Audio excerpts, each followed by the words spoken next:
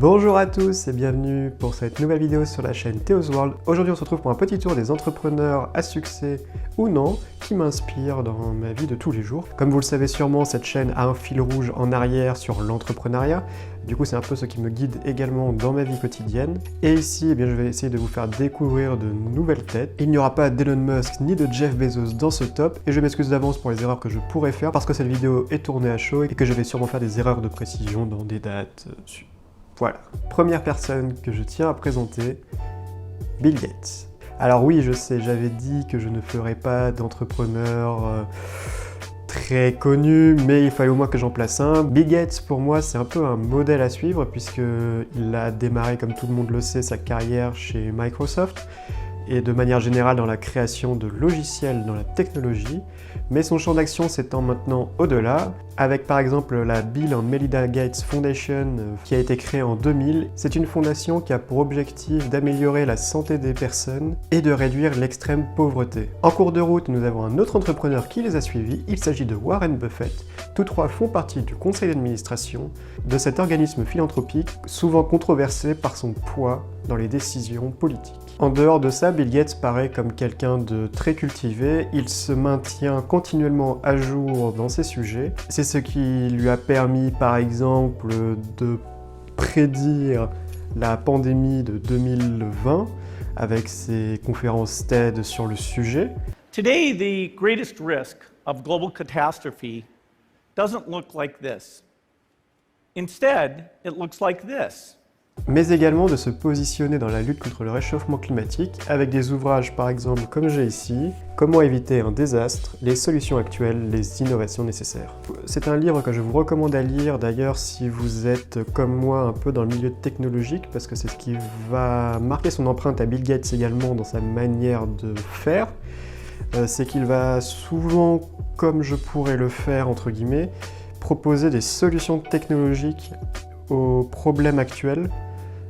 C'est une approche du coup forcément utilitaire, technophile sur la matière, forcément qui est due à son passé dans des entreprises tech. Également, il a écrit un autre ouvrage qui est assez intéressant, qui est Comment éviter la prochaine pandémie. Je ne l'ai pas parce que je l'ai en version dématérialisée, donc il sera invisible pour cette vidéo. Cet ouvrage va en fait inviter le lecteur à anticiper et en ayant toujours le souvenir proche de ce qui s'est passé avec le Covid-19, de comment nous pourrons faire en sorte de prévoir et de stopper avant même qu'ait lieu la prochaine grande pandémie mondiale. Ce qui caractérise principalement Bill Gates, je dirais, au niveau de ses ouvrages, c'est qu'en fait il s'agit de résumés de ses propres lectures, de ses propres recherches sur le sujet, ce qui fait qu'on a beaucoup d'informations contractées en un seul ouvrage et résumant très bien les faits de manière générale. De manière générale, en fait, sa carrière est très intéressante à voir, puisqu'il y a eu des hauts et des bas au sein de Microsoft, au sein de polémiques dans les années 2000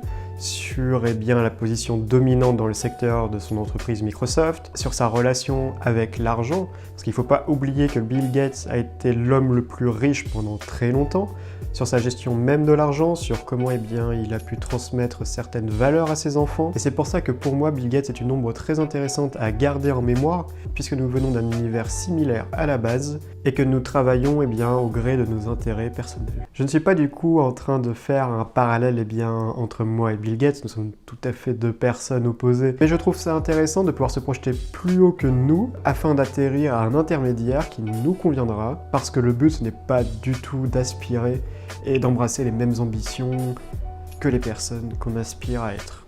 Deuxième personne que je suis, et toujours dans un aspect technologique en quelque sorte, ça va être Lucy Bash. Je ne sais pas si je dis son nom correctement, je n'ai pas écouté auparavant une transcription.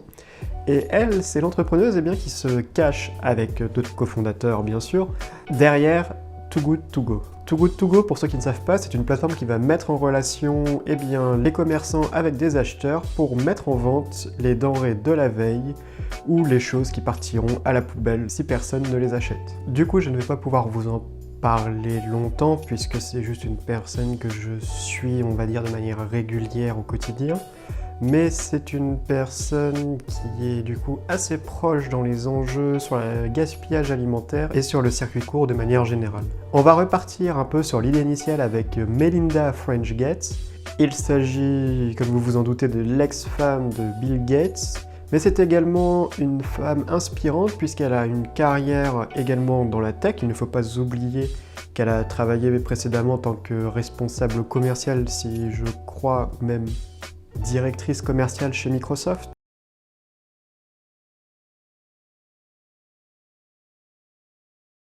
Et également qu'elle s'inclut dans des causes avec sa fille sur l'égalité des femmes et des chances dans l'entrepreneuriat. Donc c'est très intéressant de pouvoir lire des livres qui sont en relation avec ça. J'ai oublié, mais je le mettrai sûrement au montage, le nom d'un livre qu'elle n'a pas écrit de mémoire, mais dont elle a participé si je ne dis pas de bêtises. Je pense que ce petit tour va s'arrêter ici parce que je n'ai plus de noms qui me viennent en tête. J'en ai beaucoup, mais ça va être dans des aspects de très niche et si je le fais, je risque d'y passer toute la journée. C'était une vidéo assez posée, assez détente, et bien pour faire l'intercalaire sur les prochains sujets qui arrivent sur cette chaîne et sur tous les réseaux, vous pouvez suivre, vous avez tout en description. Mais ce que je tenais à souligner, c'est que de manière générale de ce que j'ai pu voir, chaque entrepreneur à sa façon va s'impliquer dans des causes qui lui sont chères parce que ça va être entre guillemets le propre d'un entrepreneur de pousser un projet et de le faire vivre. Ils font ça de manière générale avec des entreprises, mais on peut le faire aussi sur des causes. Et c'est là où c'est intéressant, c'est que chaque entrepreneur à sa façon va pousser avec lui une cause qu'il défend au grand public. De toute façon, vous l'avez sûrement vu, parmi les personnes qui m'inspirent, on retrouve essentiellement des entrepreneurs au niveau technologique, mais engagés dans des causes environnementales principalement. J'aurais pu citer beaucoup d'autres noms, faire un peu plus de recherche sur des personnes autres spécifiques à ces sujets. J'avais vraiment envie de faire au feeling et de donner des noms réellement impactants pour moi, et donc de me limiter à un très petit nombre, pour être sûr que ce soit bien compréhensible et en adéquation avec tout ça. Si vous aussi vous voulez en découvrir plus sur le sujet de l'entrepreneuriat, de nouvelles vidéos devraient arriver bientôt. N'hésitez pas à suivre mes réseaux en dessous, j'essaye d'être actif maintenant sur ceci et de tenir un peu au courant de ce que je fais et ce à quoi je participe. Merci beaucoup d'avoir regardé cette vidéo encore une fois et on se dit à une prochaine fois pour de nouvelles aventures entrepreneuriales.